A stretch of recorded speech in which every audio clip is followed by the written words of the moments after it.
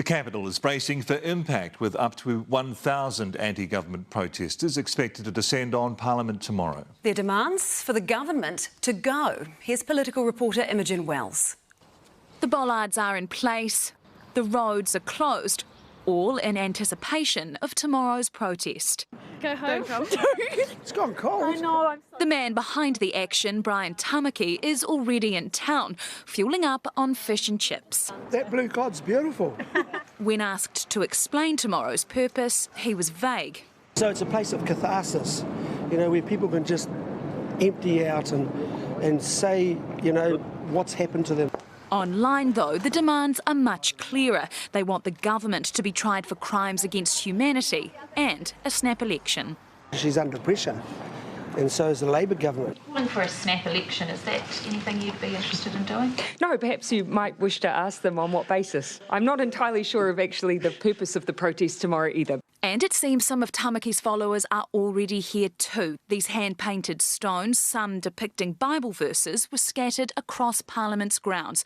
They've been removed, and it's not hard to understand why.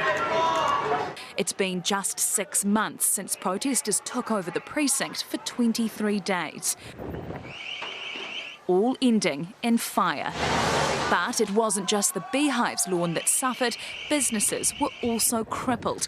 University bookstore Vic Books is now closed its CBD site permanently. That protest following months of COVID restrictions pushing them over the edge. Thanks so much. Business was so tough that we couldn't stay there, but the other businesses that have managed to stay put, I'm really feeling for them right now. Tamaki promising February scenes won't be repeated. We are peaceful. Yet a sense of foreboding around Parliament as the city waits. Well, kia ora, Imogen. What are we expecting to see tomorrow?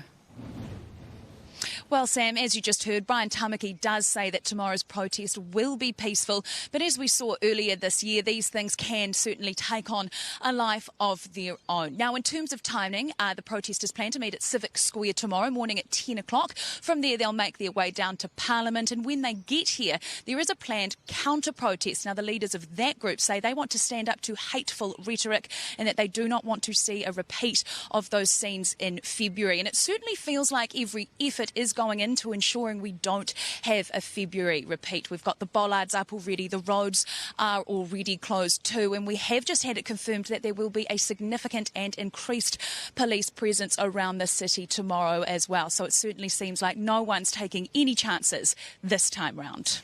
Ngā mihi, Imogen, thanks so much.